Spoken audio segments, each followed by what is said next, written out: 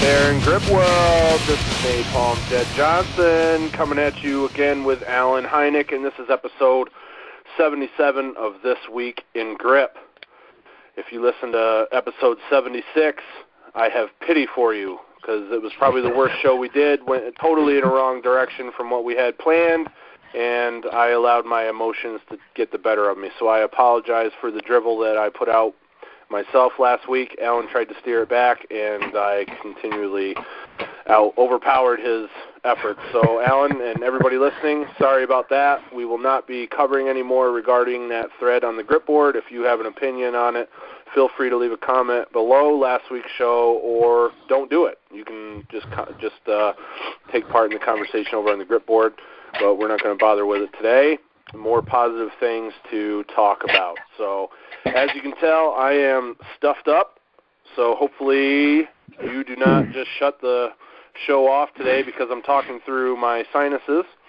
Hopefully you'll be able to get all the way through the show today, and at some point, hit the like button. Hit that big thumbs up. We appreciate it. It helps us out. Also, I want to announce that I have officially crossed the 10,000 subscriber mark. Well, the last I looked, it was like 10,030 something. So it's coming up there, and I appreciate everyone who has subscribed either recently or over the years. I know some of you have been aboard for this ride for a long, long time, and I truly appreciate it. As a way to say thank you, the plan is to put up a Q&A video every single day this month. Now, I already missed yesterday because I was so stinking sick, so you're going to have to let that one slide. But the good news is I've got 2 shot for today. So that's the plan, to release 2 today and then keep going strong throughout the month. Now, I might be interrupted in that because tomorrow I have jury duty. I'm supposed to go in and go through the process.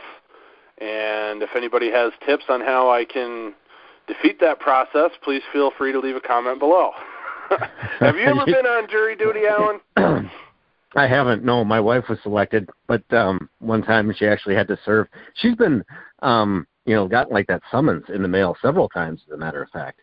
Yeah. And a few times it was canceled. One time I think they might just not have selected her, and another time she wound up sitting for a few days on a jury. It was it wasn't like a murder case or anything like that. It was something fairly minor. Yeah. And not a huge deal, but there was once a guy. This goes back. This even probably predates some internet. Something I heard, I think, on the radio at one point. A guy talking about getting out of jury duty and saying, like, when you get questioned, you're supposed to say, yes, I support the death penalty and draw and quartering and all kinds of crap like that. Anything that would kind of take you down a controversial path. Right. So, or you could just throw it up to it. Advice for me is that, yes, you support the death penalty, and then somebody else said something on the second one the other day. Can't remember what it was right now, but maybe that's the way to go. I like the idea of bringing up drawing and quartering, maybe tarring and feathering, public ridicule, things like that. Maybe that's the way to go. So I'm gonna have to play that one by ear when they ask me the questions. How's everything else going, Alan? How's your training been going? Oh, training hasn't been too bad. I actually have a second shoulder surgery coming up here on the 21st of this month. Ugh. So not overly Same looking forward to that. Shoulder or the other one. shoulder? My left shoulder. So it's not the same one. Luckily, similar procedure, unfortunately. Yeah. So I remember you talked about it, but I wasn't sure how quickly that was going to be coming up. No, it sucks a little bit. It's from a real old injury, actually, and something I was hoping to avoid completely. But when I was recovering on my right side, I wound up doing a lot of crap with my left, things that I wouldn't ordinarily do, and a lot of it, and it aggravated it, and just won't quit now. So yeah. Huh. So I'll be dealing with that now, but just in time for the holidays. Yeah. Lucky me. You gonna be in a sling and stuff like that? You gonna be all immobilized, or? Yep, it'll be the sling for, the 6 weeks like last time. And then, depending on the extent of what they have to do in there, how bad it is, that determines whether it's like the 3 months or a 6 month recovery time on it.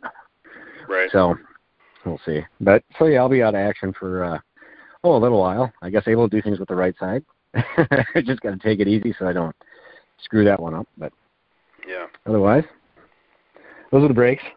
Yeah. Well, geez, man. Well, string together some good workouts from now until then. Get all overtrained, and then you have some super compensation. Yep. Be the way to go. All right, cool. All right, so I found a cool article that I'd like to share with everybody, Alan. I thought this was pretty neat. It's a little variation on the benefits of having a good grip and its relationship to other health indicators, as well as aside from just grip strength, but also some other conditions that can go on with your hands. So I thought I'd share that with everybody. And this is at 360knobs.com, and it's 5 health conditions that can be predicted by your hands. It says, your hands have the ability to reveal a lot of things from finger length to grip strength, and they can even indicate risk factors for a number of surprising health conditions. Grip strength reveals heart health. According to a new Lancet study of nearly 140,000 adults in 17 countries, a weak grip predicts a higher risk of heart attack or stroke and lower chances of survival. Grip strength was a better predictor of death than was blood pressure. Researchers say grip strength is a marker of overall muscle strength and fitness, and they recommend strength training and aerobic exercise to reduce heart disease risk. So make sure you're getting to the gym, training hard with an emphasis on strength. Sweaty palms reveals hyperhidrosis. Overly sweaty hands may be a symptom of menopause or thyroid conditions, as well as hyperhidrosis, in which overactive sweat glands cause far more perspiration than necessary. A lot of people with this condition sweat from only 1 or 2 parts of the body, such as the armpits, palms, or feet. A doctor may prescribe a strong antiperspirant to decrease sweat production. Man, there was a dude on my baseball team at college, Alan, who had some of the sweatiest hands that you have ever seen. But I'll tell you what, he had this mean slider that he threw that just struck people out, man. I'll tell you who else has some sweaty, stinking palms is Luke Raymond. And I think that has something to do with why he is such a good chalk whisperer, because I think that moisture combines with the chalk and just beads right against bonds right against the steel or the iron, and is a big benefit. You got any thoughts on that? I think, Cody Burns, actually, I thought he mentioned one time that his hands were also really sweaty, like overly so. That's why he used so much chalk. And his stuff also seems to actually get seasoned quite well, too, and take chalk. So there probably is some merit to that. Yeah. So, yeah. Well, mine tend to be dry. Yeah, I hear you. Mine definitely tend to be dry. Dry skin runs in my family. I just carted 6 more block weights down into the Peak Strength and Fitness gym out of my garage. I want to get all my block weights down there and bring the block weight rack that Luke built for me a few years back, get that down there as well. So I took both Fat Man clones, both half 115s, a half one. So the 115s are hex heads, a half 120 hex head that Clay Edgen sent me years and years ago that I still haven't lifted, and I think the Blue Blob I took down there. Ooh, so they have been taken down to their new home. So the idea is to get that shelf down there and get all those moved down there. And the reason I brought that up is because they were sitting in my car cold, and I brought them in and they started sweating, and I was like, man. You're driving around with a trunk full of blobs? Not the trunk, but rather in the back seat. I see. I was going to say, man, their feet. A trunk full of wrecking balls like that every time you hit the brakes or accelerate. Yeah, well, I lay them in a way that they're kind of almost like puzzle pieces or Tetris pieces. They're almost interlocked so they don't roll as much. So, yeah. Plus, I only take a few down at a time, so that works, and it doesn't like weigh my whole car down. So if I took everything I wanted to down there, my car would be like dragging on the highway. Mm-hmm. So do farmers walk them out to the car? I'm sorry? Do farmers walk them out to your car? No, I wish. No? It's more like a goblet squat grip. Yeah. Okay. Well, that's just the thing. My hands aren't warm when I'm doing it, so it's kind of risky because these are some of the biggest block weights I have. So I mean, my thumb would be at risk for straining. I really don't like block weights. It's funny you say that. When I'm not warmed up, I can't lift hardly anything at all. Like even my absolute lightest of block weights. Yeah. And yeah, it's a night and day difference. Yeah. So yeah. It's almost embarrassing. I hear you. I've talked to a lot of people, man, on the phone, and I think a lot of people do not warm up properly for grip training, and I think it holds their progress back big time because, there's times when I'm cold that I can't even lift just like a next gen 50-pound blob. So, but what's nice is when you're bringing something out of the car like that, it's actually a good idea to get warmed up first because when they're cold, and then the moisture in the air hits them, it really sticks. The moisture sticks to the blob, and I've always found that just like with sweaty hands, like that moisture will take the chalk better, and it almost creates a better surface for you to PR on block weights. Have you ever noticed that? No, mine. All my stuff kind of sits in my basement where the temperature doesn't fluctuate a whole lot. It's generally pretty cool down here. Yeah. So, I really haven't had that luxury. Actually, it would be nice.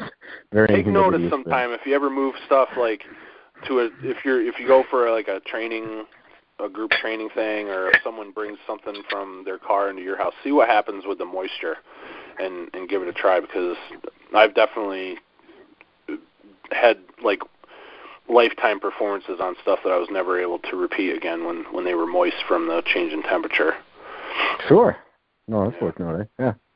Cool. Well, let's talk about finger length. What does that reveal? It reveals arthritis risk, Alan. Women that have ring fingers that are longer than their index finger, which is a more common male trait, are twice as likely to have osteoarthritis in the knees, according to an arthritis and rheumatism study. Researchers believe low estrogen levels may be a factor. Furthermore, the same finger feature has been linked to higher athletic ability and verbal aggression in both genders. In men, a significantly longer ring finger, indicating an in utero testosterone surge during the second trimester, is associated with having more children and better relationships with women, but a higher risk of prostate cancer. So where are you at, man? Ring finger that is longer than the index finger. Well, it looks like I'm probably going to have prostate cancer, but my children days are over, though, actually. Yeah. But no, my ring finger, I can visibly look at my hands, and I can see that my ring fingers, probably more so my left hand, but it is noticeably longer than my index. Yeah. Well, I never even paid attention to that, though, until you just mentioned it in the article. I literally never made that correlation till now. Right. So, well, I think I've also read articles where the length of your finger can be an indicator for what your family history is, what your origins are and stuff like that. So that's what I always thought. But who knows? Who knows? Well, I'm gonna definitely take a look at my wife and daughter's hand actually when I go upstairs after this. Uh-huh. Because this is actually really, really interesting. Yeah. I've never heard some of these things before. So. Yeah, man. Okay. What about shaky hands? What do they reveal, Alan? Shaky hands reveal Parkinson's disease. Yeah, dude, Parkinson's. Trembling hands could be the result of something as simple as too much caffeine or a side effect of certain medications like asthma drugs and antidepressants. However, it's a good idea to see a doctor if you realize that your shaking hands reoccurs. A tremor in just one hand can be a first symptom of Parkinson's disease, or it can indicate essential tremor, a disorder that causes uncontrollable shaking and is treatable with therapy or medication. So that's not something I remember ever having except for times when I've been extremely cold, Alan. How about you? Yeah, right. No, I generally don't have any tremors or anything like that. Also, only when I'm cold, really, I guess I'd say. Yeah, sure. Let's move on now. This one was interesting to me. Nail color reveals kidney disease. When Indian researchers studied 100 patients with chronic kidney disease, they found that 36% had half-and-half nails, when the bottom of a nail is white and the top is brown.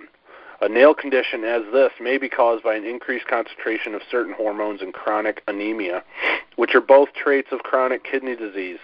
If you notice that half of your nail is dark and you also have a vertical stripe beneath the nail bed, see a doctor immediately. This can be a hidden melanoma, a skin cancer. Now, what is this? If you have a nail that is dark and also a vertical stripe beneath the nail. No, I guess I don't have any of those. I was just checking mine, actually, too, as well. So never heard of those, but obviously these don't all have to do with grip strength performance, but, I mean, if you got a hidden melanoma, you better get that thing checked out. Type of skin cancer, no good. Well, this is a really interesting article. You know, my mother had arthritis and actually died of a heart attack when she was 60. So that's I can't speak for grip strength in her, but yeah, no, that's a neat thing. I guess I don't have a way of revisiting any of these things either, unfortunately, but that would have been a neat thing to pay attention to, I guess. Yes. Yeah. All right, so that's it for that. Any questions on that, just consult that article, guys. I'll do my best to remember to put it into the description box. Also in the description box will be the list to the playlist that has all of the episodes of This Week in Grip. So you'll be able to check that out as well. And then I also sent a topic that was brought up by James Retarides in response to episode 74, which was the King Kong of Grip recap. Excuse me. And I'll just read this, Alan, and then we can just start talking about it. Does that sound good? Yeah, that'll work. Cool. So if you don't know James Retarides, his username on YouTube is champ at 187, 198, 220, which I believe is reference to championships that he's gotten through arm wrestling. And he says, adjustable thick bar, adjustable pinch, 20 millimeter choke grippers, all one-hand events, and then medleys as separate events with block weights, thicker handled challenge bells, etc. Then no one will have grounds to complain about weight or hand size. To me, weight classes and grip for one-handed events is ridiculous, but that's just my opinion. So there's been statements like this made over the years, both on Grip Board and on other videos, other episodes of This Week in Grip that we put up. But I guess the topic here is the usefulness of body weight divisions in grip, and are they useful up until a point? And if we can test one-hand events, does that usefulness go out the window, Alan? What do you think about that? Well, that was a discussion that came up at King Kong here at my place. A couple of the competitors were talking about that, and they didn't think that body weight was going to be a good determinant of grip strength. They thought hand length was a bigger factor. Mm-hmm. Personally, I guess I think it's best to pick one and stick with it. When it's come to grip for me, I've never personally been able to say, if I had a bigger hand, I'd have been able to do this, or if it's always just been I haven't been strong enough. So I never really liked some of that. I think we just needed something and to more or less stick with it, whether it be body weight or hand length. I was somewhat indifferent as long as we stayed in one theme. Having said that, I guess we see guys. Obviously, we see some lighter guys like Tanner Merkel immediately comes to mind, who excels. Right, he's out lifting a lot of big dudes on a lot of this stuff. But that's like the exception and not the rule. So I don't know. I've always been kind of a little bit here and there on some of that. I don't totally know which way to lean. Yeah, so I think I like how you put that. Like, you kind of got to decide on something and stick with it, and that's pretty much what we've done. So I know in 05 and 06 I ran with Smitty the Global Grip Challenge, and we used hand size divisions, large hands and small hands as like the dividing factors, right? And then eventually over time it was discussed that we should use weight classes, and I didn't think weight classes were the way to go, but I supported the majority. So that's what we've always done since, I don't know, like 2011 maybe? I'm not sure.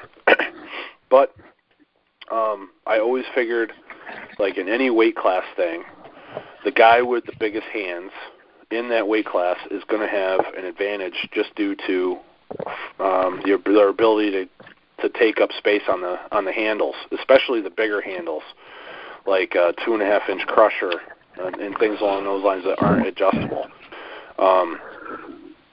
So it's, I think of Tanner, who's got pretty darn big hands, Gil Goodman, Cody Burns, all these guys have like 8.5-inch hands, and they're in the either 83 or 93 kilo class. And I think with that stuff, combined with the fact that they are highly intelligent and work their asses off, just about makes them unbeatable in those weight classes.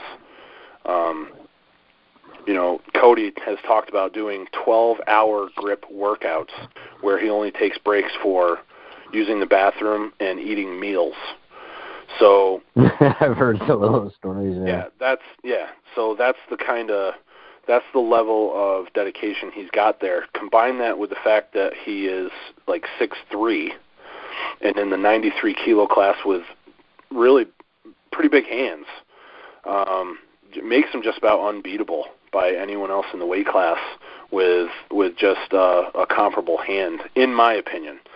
So I think the hand size is going to end up beating a lot of people. Now, it doesn't mean that just because someone's hands are bigger, they're going to win. Like, for instance, I call him my brother-in-law, but it's actually a guy that's married to my cousin Wendy. This guy's name is Mike, and he's about 6'9", and his hands are huge, way bigger than mine. And I've had him try the inch dumbbell at least once, maybe twice, and he can't even crack it off the ground. Now, he's an office guy and doesn't really work out, so his hands aren't conditioned, so it's not a guarantee just because you have big hands that you're going to walk around with the inch dumbbell. But if I think someone that does deadlifts on a regular basis with an emphasis on strength training in their routine that has big hands, I think a lot of times that is going to be a factor that's going to help them out with things like thick bar, inch dumbbell, things along those lines.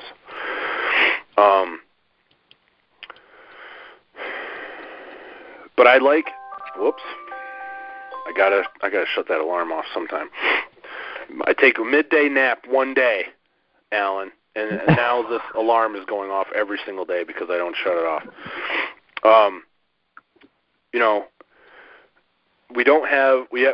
Adjustable thick bar hasn't really taken off in the United States.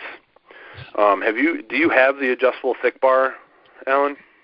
I don't know. I've only ever seen pictures of it, and I've seen a few people who train with it. I know I've seen James Retarides training with it. I didn't know that he necessarily owned one so much. It was in at least his group of people. Maybe he personally has one. But I think Bob Sundin credited a lot of his success, I think, with the inch dumbbell to the adjustable thick bar. Oh, really? But those were the only guys that I've really, in the States that I knew that use them on a regular basis. Yeah. And I have them, but I haven't used them since, I want to say 2012. I think that was the year that Wojo came and had the unfortunate incident where he tore his bicep on the Oh, yeah. Bar. I forgot it was on that. Yeah. So I haven't really ever used them on a regular basis. So let's just say they haven't taken off. For whatever reason, they haven't taken off here in the United States. Now a lot of people have them. But a lot of people have multiple, like, crushers.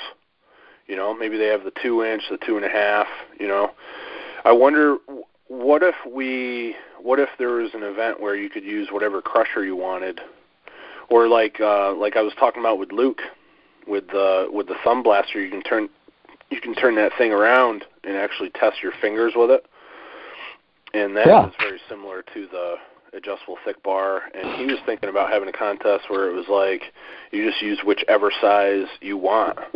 and use whatever is best for you, kind of like whatever width is best for you on the two-hand pinch. What do you think about that idea? Oh, that's a good idea. Yeah, you pick. Sure. Same, just the thumb blaster you're saying, or using a crusher as well? Well, either way. I mean, the reason I brought that up is because Luke and I were just talking about this, I don't know, probably last week sometime, or maybe as late as 2 Saturdays ago. But okay. The idea is there. I mean, literally, well, my preference is the 2-inch, so I'm going to use, or 1.9. I'm going to use that one, and well, I get a little better lift on the 2.5, so I'll use that one, and etc. Sure. I don't know. know, That's. But the question is, does using different sized implements make a big enough difference where someone who is a lighter body weight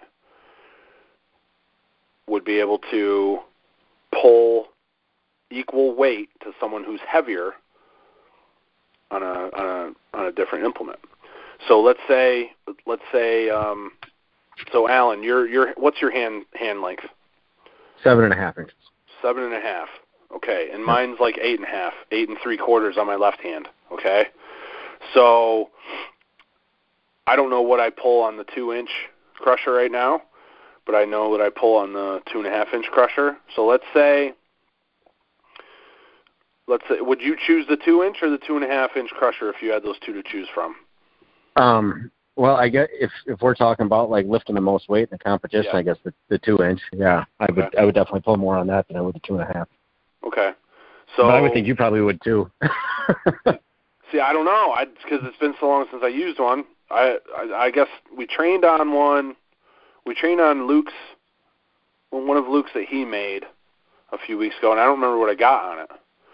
But I thought it was only about 220, which is comparable to what I pulled at King Kong. Sure. So, in my case, I don't think it makes that much difference. All right. Okay. So would you be able to pull 220 on a 2-inch?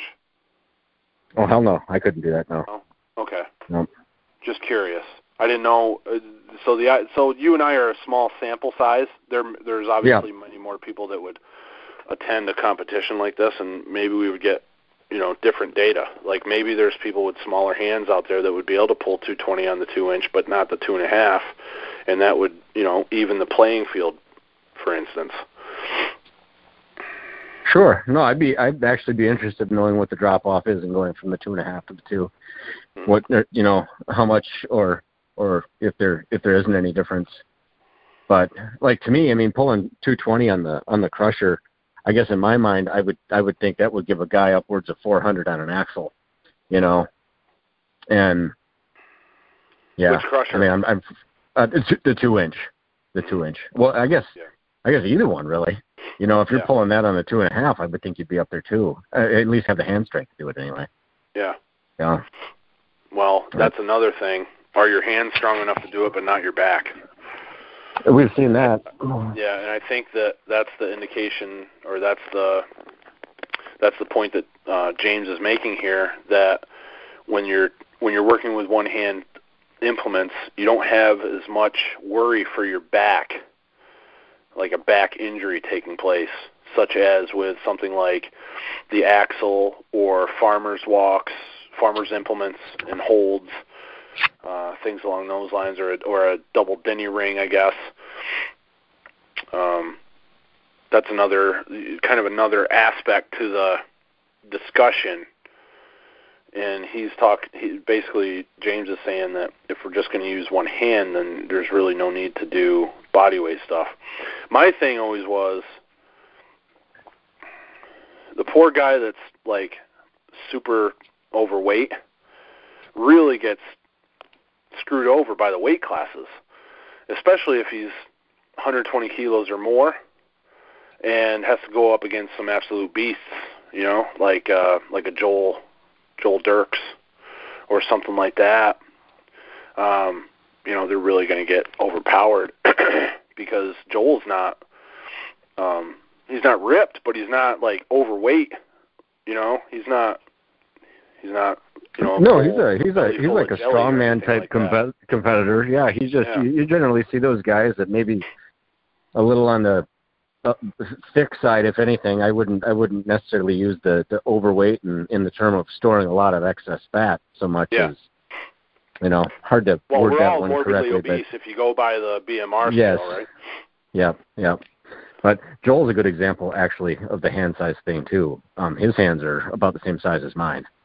Mm-hmm. So he's definitely shows you that dude's like, he's well over 300 pounds. I think he's like 330 or something like that.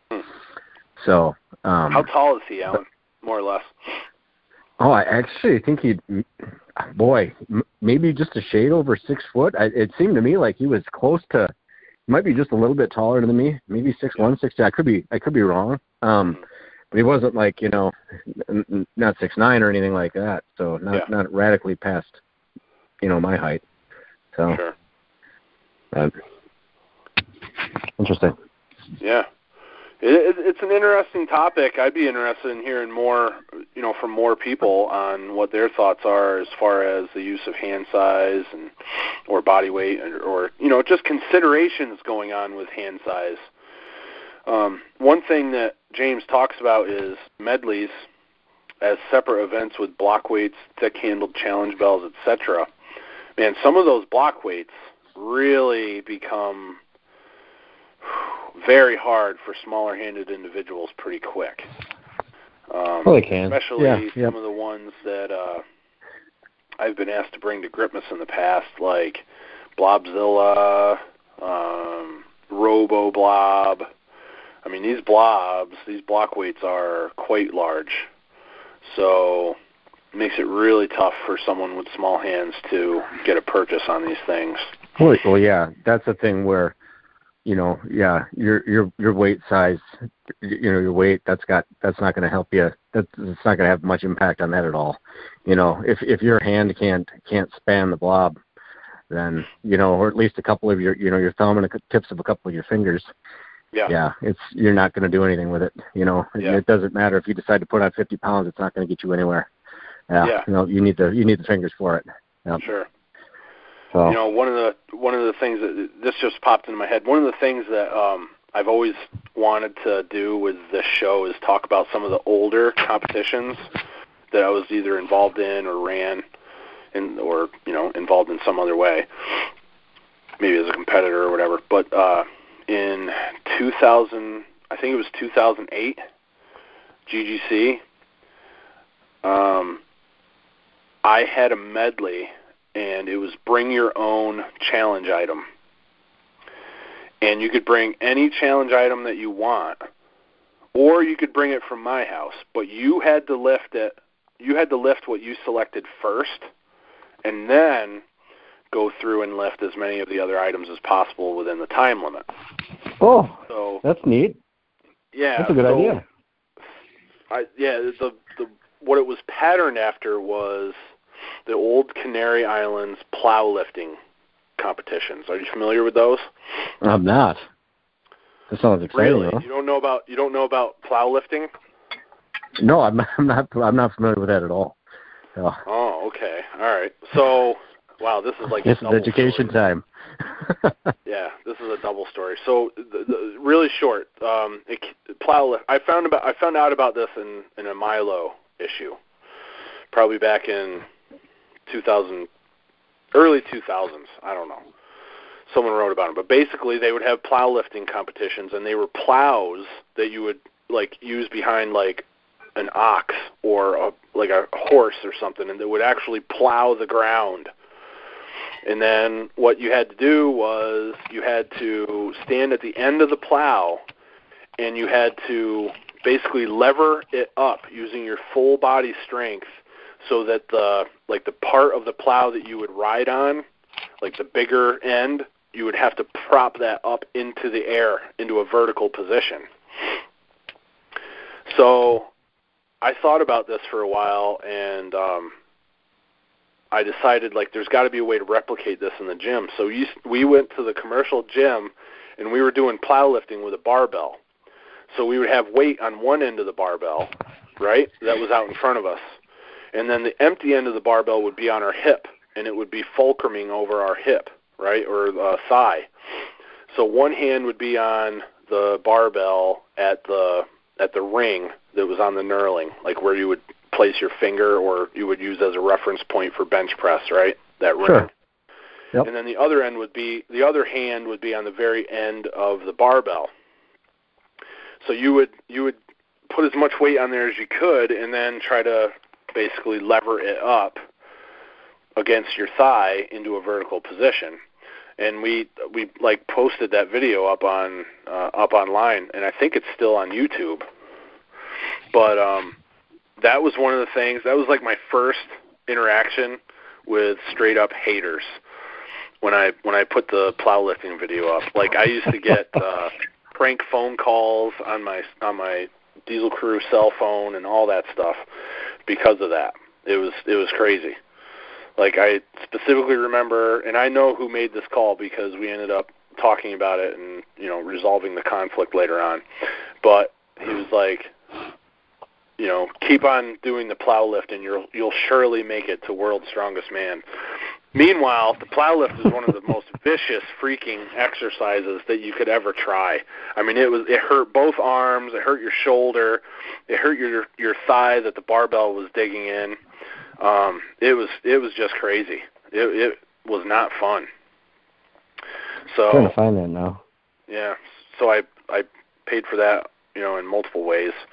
But anyway, so the way that those competitions worked is the winner of the plow lifting competition was the one who was able to lift not only their plow, but then in addition as many of the other plows that were brought to the competition. So that's the way that we ran that medley. And the reason that this relates to our discussion is because Rex Hubbard decided that he was going to select like blob by the face plus a half 110 hex dumbbell or something. So you had to do the facelift in one hand and then the other item in the other hand. And there weren't many people that were able to pull it off because nobody could lift. A bunch of people couldn't lift the blob by the face because their hands just weren't big enough. So yeah, I can imagine that. Yeah. That's I'm just trying to. Oh, well. Okay, so like for me, I can kind of get maybe because I'm about able to. I get like a tip of my ring finger over it, my little finger. Yeah. And nothing of my middle finger or my index, and just a piece of my thumb. So I guess in my mind that would make it a possibility somehow. Right. But I'd really, that's but probably impossible for me. But I think finger wise though, it's probably there. I guess there's probably enough material to work with. I just have to really build up the strength. Right. And it would take a shitload of it. That would probably be beyond like Blobzilla lifting, I would have to guess. Yeah. For me to face palm a fat man, that's just holy shit. Yep. I don't know. And I just looked, and I don't have the plow lift video up on YouTube. I guess that was back when Put File was still up, and that video is probably gone now. But, well, I'm looking at one of on a lawn. It's a Diesel Crew, the Plow Lift 2007. Really? And it looks like, it's I don't know who this is, but it's on your site. All I did was I Googled Jedd Johnson Plow Lift. Oh. And for some reason it didn't. That's me, dude. Oh, no, it's you. That's Fat Jedd, dude. Yep, Fat Bastard Barbell Company, shirt on and everything. Yep. So, okay. Did you play the video? I am playing it. It's playing right now. Yep, it's just it's muted, but it is playing. Yeah. So. I don't know why it didn't come up when I searched for it in my videos, but I only look for the word plow, so it must be since it's plow lift, all one word, it didn't show up. Well, it says comments are disabled, so this must be where some people came in and got you. Yeah, okay. yes. It was ridiculous. And I was much more sensitive than I am these days, so, yeah. Well, now some people are going to be looking for it. I ought to go in and I'll go in and turn the comments back on because I really don't care anymore. Oh, there you go. Well, that might, well, now you're just inviting some people that you do know to come and give you a hard time. That's fine. I think it'll be a good-natured ribbon, but that's what you're going to see. Yeah. Yeah. Excellent audio on that video. Excellent. My face is cut off. Remarkable. No idea how to turn comments back on. No idea. I'll have to look at that later. It's probably some advanced settings. Here we go. Oh, I see. So you kind of you pop your hand. Okay, I got it now. Yeah. Oh, that does look miserable. I would think that could be hell on your bicep. Yeah, it's really bad. Try doing it with tennis elbow. Oh, yeah, bent arm and everything. Yeah, you're cranking. Yep. Nope, I'll pass. Yeah, it's. Well, then you got to balance it overhead. Well, that part's kind of cool. Wow, you're doing like a continental. You're taking it to the shoulder. To get it up overhead, it's even more difficult to lower it back down without smashing the floor. Oh, sure. Interesting. I never would have thought to even do something like that. That looks kind of neat, actually. It is neat. You'll ruin a cheap bar with a 45-pound plate, though. I would bet. That's a lot of torque. That kind of weight on the end of that thing. Yeah. You got to really be. Well, I guess that'll just have to be on the never going to happen list. But neat seeing somebody do it anyway. Huh. Well, cool. Yep. That's interesting. Yeah, buddy. That was a pretty cool contest. I don't remember who won. I think that was one. Pretty sure that was the one that Paul came to, though. Paul Knight. So Rex Hubbard picked a blob by the face and a half 110 hex. That's what I recall. Now I don't know for sure that was what was in the other hand, but definitely it was blob by the face, and you had to do both of them at the same time.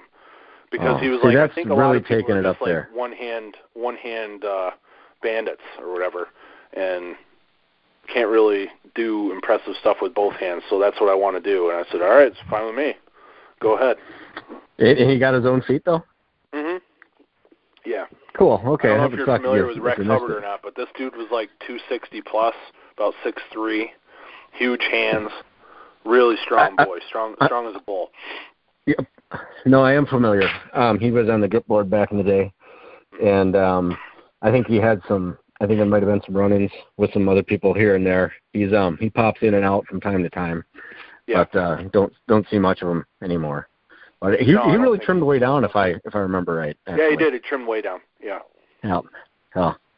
He ran. He helped.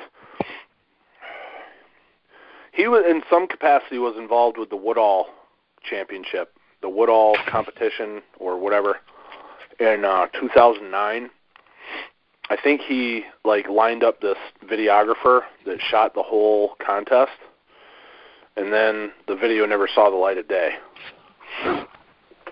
Oh, weird.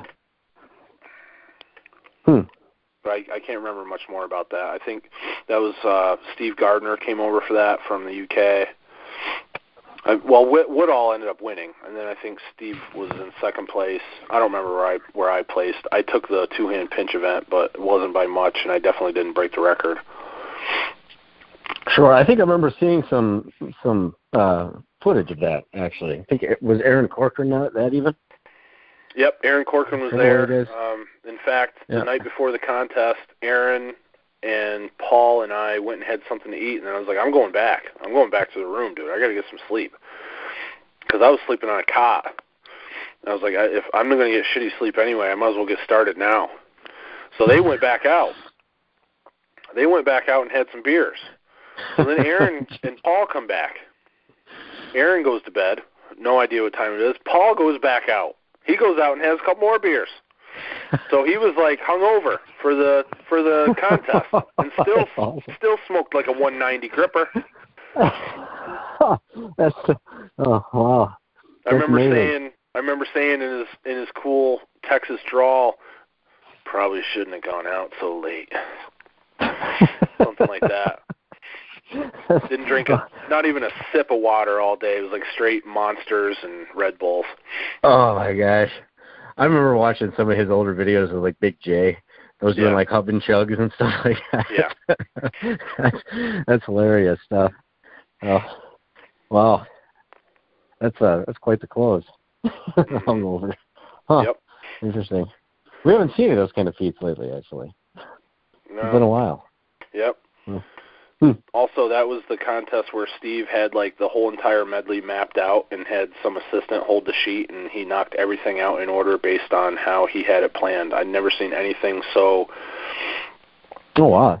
Never seen a medley run so planned out in my life, and I don't think I have again since then. Well, so you had a person like calling out what to hit. Yes. Yeah. Mm-hmm. Wow. Like he was. Some people might call it wasting time running back and forth across the implements instead of, skipping over them instead of lifting them up. But he had to get like the heavy stuff out of the way, and then was able to whittle away like that. Probably the only person that like looks at a medley in such detail and planning is Luke. Wow. No, I never heard of that. Yeah, I mean that would make sense, but I never heard of putting it in that kind of order. I figured you'd just start with the real tricky ones right away, and then move on. That would throw a wrench in things if you bombed on a couple through there. I would think that would might scramble your plans a bit. Yeah. Yeah. Oh. Huh. For me, like. Oh, I'm gonna remember that. For gripness, I usually start it with like things like inch dumbbell and 245s pinch, because those are the ones that have burnt me in the past. So once I knock those out of the way, usually everything else is just a matter of getting them in the nick of time. And then I think it was the 2014 or 2015 competition where I was like done with everything except for like 2 hammer events and a leverage or a finger walk event, and I had like a minute and a half left. And then I just kind of like collected myself, because the levers are always so hard for me. Like I've been disqualified for my arm drop on those as well. So, that happens. But it's like with the 20-pound sledges, it's hit or miss no matter what. So. Sure. And there's just no sense. It might seem to make sense to do them earlier, but they actually hurt my wrist. So to do them earlier, then it affects everything else. Whereas at least the inch and the 245s don't hurt anything. So even if they zap my strength a little bit, I'm able to like burn that back up once I just do some gimme feats. Have you ever done a medley in a competition, Alan? At SJ4 I did, yeah. There was a medley in SJ4? Yep, there was. Yep, Nate Browse had 2 different ones, as a matter of fact. He had the big boy medley. That's like what you that's right. It was at his house. That's right. I forgot about that. Yep. That's right. And then I was envisioning something at the hotel conference room, and I could not place anything. I was like, what the heck are you talking about, Alan? But sure enough, it was at his house. Yep. But it was, I definitely didn't have the forethought into it like that. I didn't give it any consideration, actually. But a lot of things he had, I don't think I'd even touched before. If I remember right, like the Blockbuster and a couple other things I've picked up since. But yeah. But no, that's a good little tidbit to have it well planned out like that. Yeah. Yeah. Especially if at least if you know them all. Generally, I guess we do on those. So. Yeah. Cool. Anything else on that bodyweight hand size discussion, Alan? No, I don't think so. I definitely would like to hear what some other people have to say about that. Even it really would be great to actually get like Tanner's input. See what he thinks. Hear it from somebody with the longer length hands. It's generally the other people with the more average size hands that tend to speculate on that. It seems like so. Yeah. See what he says. For sure. All right. Well, I think we covered it all, Alan. The show's yours, dude. Take it away. Okay. Well, hey, did you see we got a new Mash Monster 6? Mash Monster 6? No, man. Let's talk about this. We can't skip over this. No, Valeri T. He got it. It showed up. He took his attempt, and it was a grinder. I've never seen one like that. Of all the gripper closes. Took it out of the package. There was a big lead up, like the video itself was 14 minutes long, and I think it was about 9 minutes before he even got the gripper in his hand, doing like his pre-workout ramp up, Sure. And the set was hard.